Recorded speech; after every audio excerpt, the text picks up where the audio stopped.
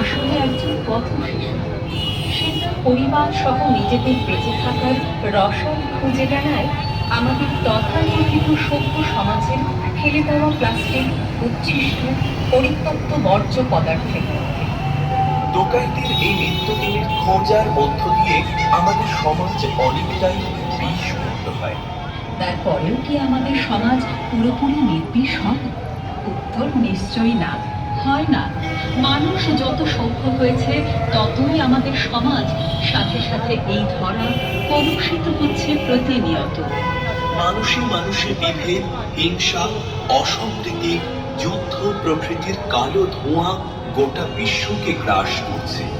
এই সর্বগ্রাসী শক্তির হাত থেকে আমাদের সমাজ, সাথে সাথে আমাদের পৃথিবীকে মুক্ত করে শিশুদের বাসযোগ্য করে তোলার প্রয়াসই আমাদের এই বছরের ভাবনা।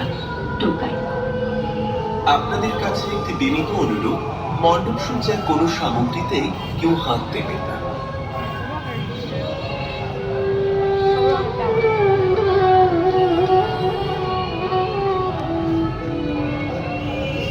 নমস্কার।